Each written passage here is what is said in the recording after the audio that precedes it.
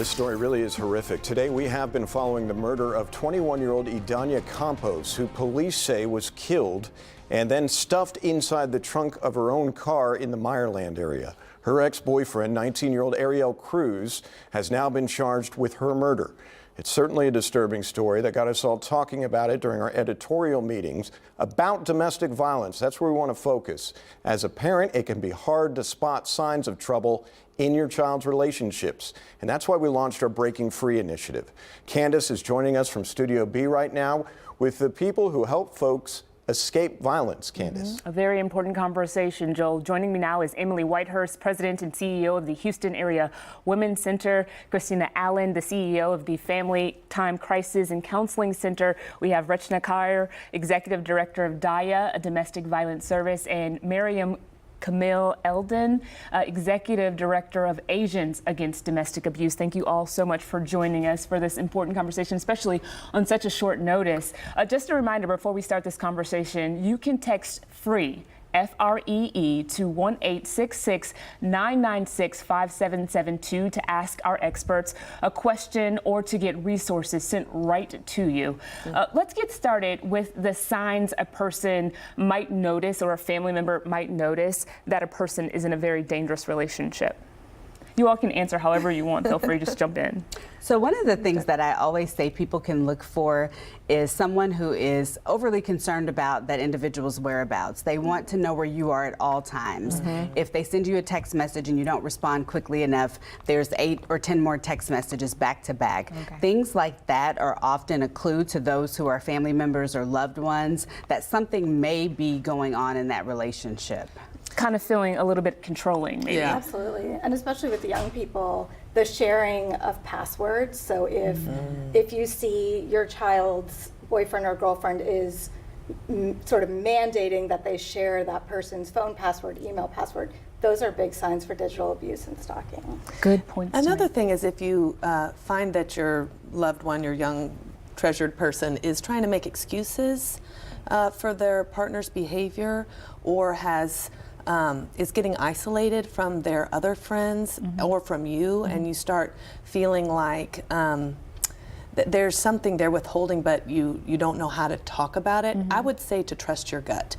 However, it's very important to approach that young person with a lot of respect and care, because what you don't want to do is shut them down with a question that feels blaming or shaming. We want to talk, you guys mentioned young people and the data, if you have it, how often does this happen in when you think about teenagers or young adults? Is this something that happens often in those types of relationships? It is. It's unfortunately way too common in high school. Amongst high school students, 1 in 10 students have been physically harmed by their boyfriend or girlfriend. Wow. In college, 43% of college-age women have experienced some kind of abuse, and so it's extremely, extremely prevalent. That's unfortunate. Now, this can happen to anybody. You can be abused as a male, a female, non-binary, binary, right? Are you all seeing that? I also want to highlight something with the culturally specific. With the Middle East population, we find out that a lot of our young teens do not disclose to their families that they're in dating relationships. So that even makes it harder to their families to identify these signs, because they're not comfortable for some cultural barriers they have. So thank you for sharing that. That's very important.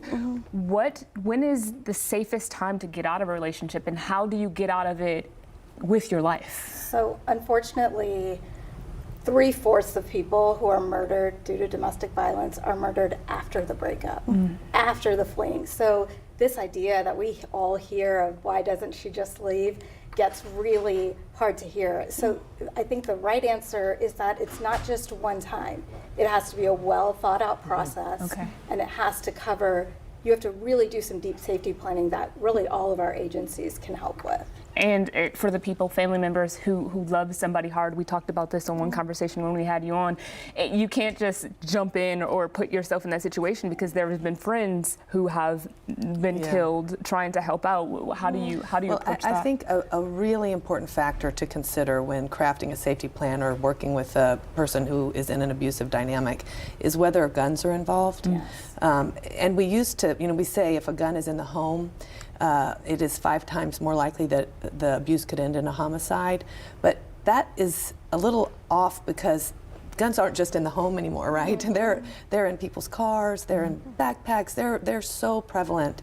And you might not even know your partner has a gun, but can get one so easily. At the minute they feel like they're losing control over you, the gun can become a coercive means for control. And that is the #1 way that domestic violence homicides happen. That's By far. just the reality. By far. Thank you all so much for this information and for coming in. We could talk about this for so much longer because there's such an important topic, and you never know who's watching and whose life we might be saving right now.